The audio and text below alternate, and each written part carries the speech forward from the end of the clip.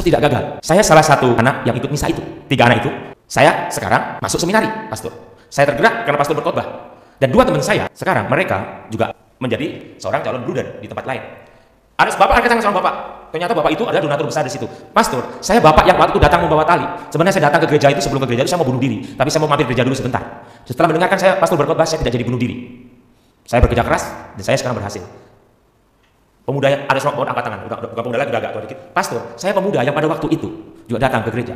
Saya berencana membunuh musuh saya. Tapi setelah saya mendengar khotbah pastor, saya tidak jadi membunuh musuh saya.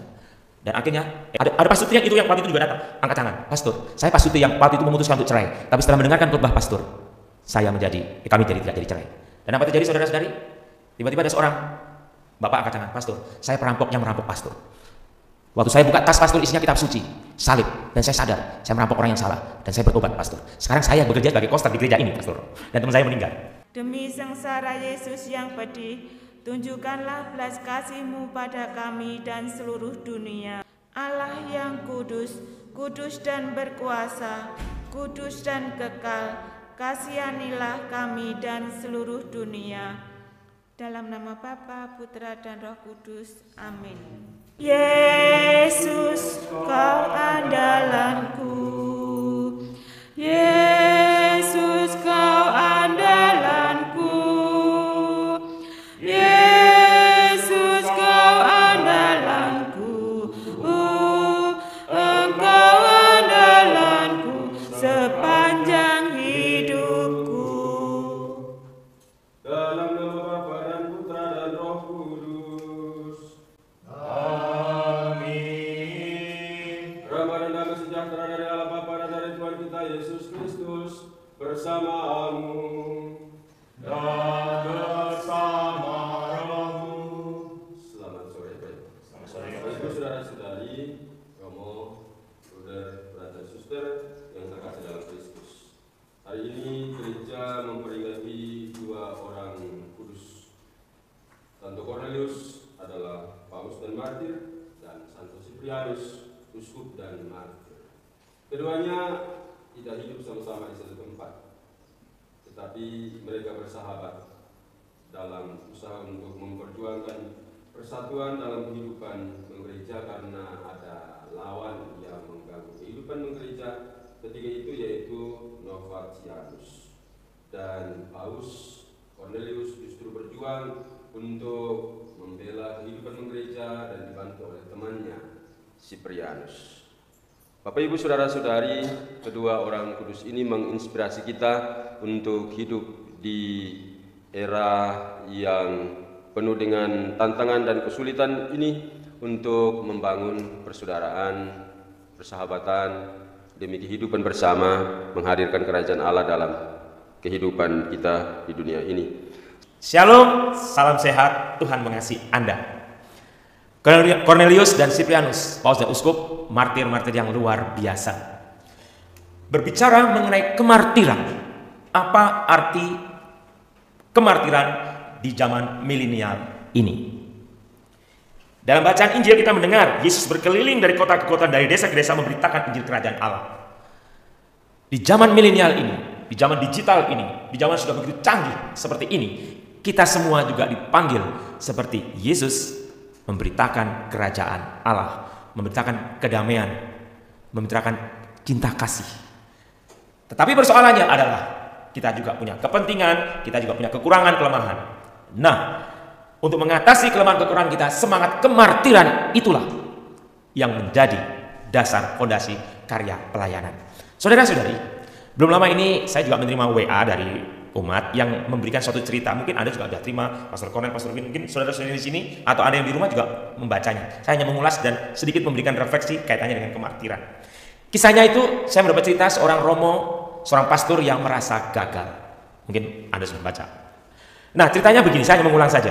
Di suatu kota kecil, ada seorang romo yang sudah cukup ya beberapa tahun tugas itu menjadi romo, ditempatkan oleh pimpinannya, bisa uskup, bisa provinsial di suatu tempat, dan dia seorang romo yang selama ini merasa diri gagal. Karena mungkin dia berpikir prestasi dan lain sebagainya. Nah, ditugaskan suatu misa, dikirim di suatu gereja kecil. Dia nunggu beberapa menit, belum ada umat yang datang. Hanya ada 3 orang anak kecil. Kemudian beberapa menit kemudian ada seorang bapak dengan kuyu lusuh memegang sebuah tali duduk di gereja itu. Beberapa menit kemudian masuklah sepasang suami istri juga duduk di situ. Dan ada seorang anak muda yang juga kelihatannya sedang bingung masuk. Akhirnya mulailah misa yang diikuti oleh 3 orang anak kecil, pasangan suami istri, seorang bapak dan seorang anak muda. Misa, biasa misa. Setelah misa, pastor itu pulang kembali mau ke parokinya. Di tengah jalan dia dirampok oleh 2 orang, dipukuli dan tasnya dirampas. Saudara-saudara terkasih, apa yang terjadi dengan pastor tersebut? Pastor itu pulang ke pastoran, dia menangis dan dia mengatakan, Tuhan, memang aku ini orang sial. Gitu. Dia begitu terus, aku ini orang sial, begini. Saudara-saudara terkasih, waktu berlalu, sekian tahun kemudian,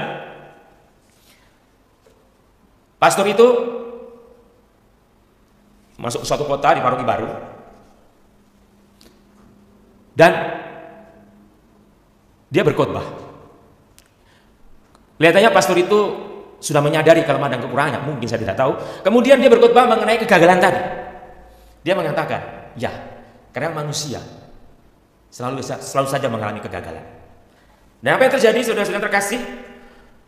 Pastor itu kemudian menceritakan kisahnya, dirinya yang mengalami kegagalan tadi. Jadi pastor tadi menceritakan bahwa dia pernah mengalami peristiwa yang membuat dia seperti hancur sebagai seorang pastor, sebagai seorang romo. Tapi tiba-tiba saudara-saudari, kan itu kan sudah sekian tahun dari peristiwa itu. Ada seorang anak angkat tangan, seorang pemuda, pastor tidak gagal. Saya salah satu anak yang ikut misa itu. 3 anak itu. Saya sekarang masuk seminari, pastor. Saya tergerak karena pastor berkhotbah. Dan 2 teman saya sekarang mereka juga menjadi seorang calon bruder di tempat lain. Ada bapak angkat tangan, seorang bapak. Ternyata bapak itu adalah donatur besar di situ. Pastor, saya bapak yang waktu itu datang membawa tali. Sebenarnya saya datang ke gereja itu, sebelum ke gereja itu saya mau bunuh diri, tapi saya mau mampir gereja dulu sebentar. Setelah mendengarkan saya pastor berkhotbah, saya tidak jadi bunuh diri. Saya bekerja keras dan saya sekarang berhasil. Pemuda yang ada seorang angkat tangan, bukan pemuda lagi, udah agak tua dikit. Pastor, saya pemuda yang pada waktu itu juga datang ke gereja. Saya berencana membunuh musuh saya, tapi salah saya mendengar khotbah pastor, saya tidak jadi membunuh musuh saya.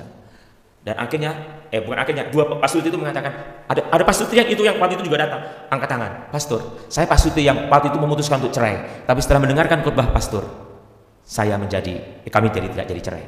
Dan apa terjadi, saudara-saudari?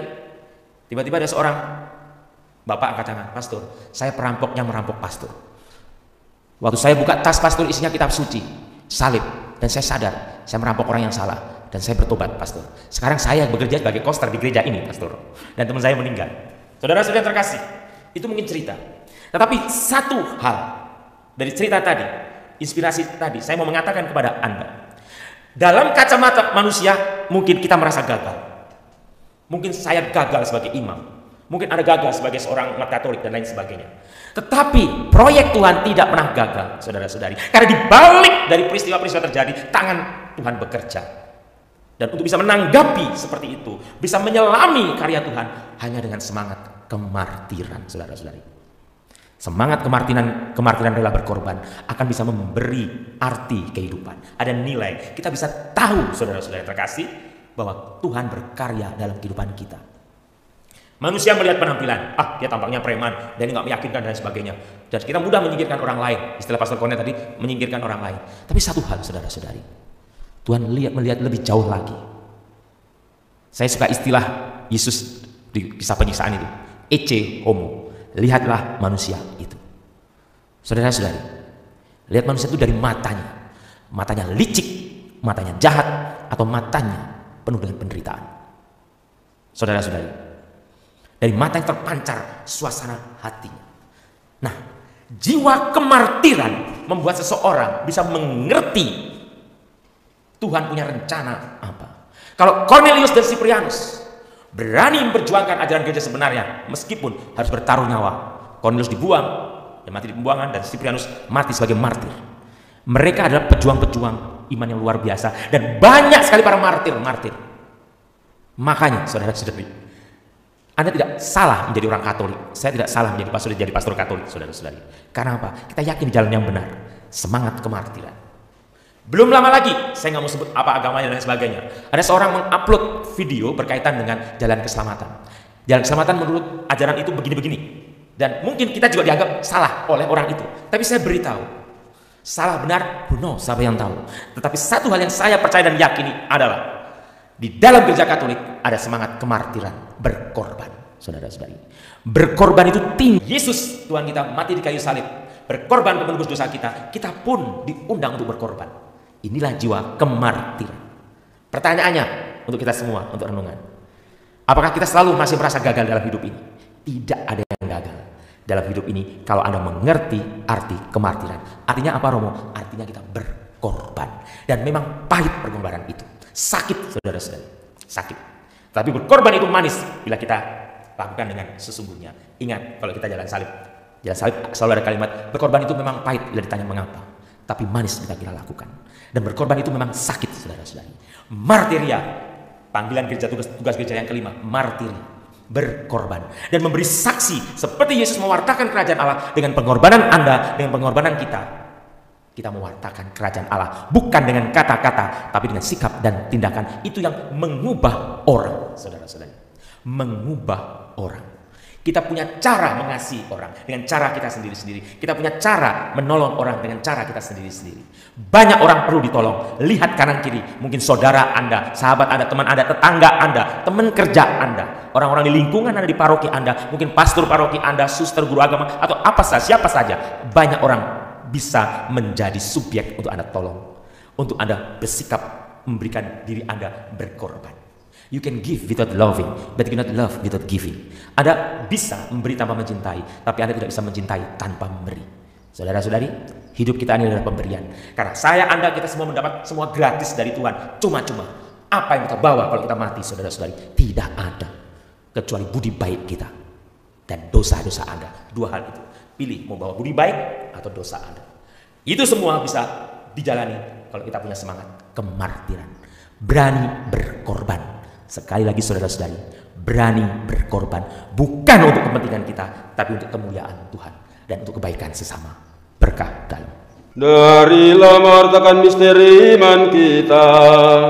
Setiap kali kami makan roti ini dan minum dari piala ini, wafat-Mu Tuhan kami wartakan hingga Engkau datang.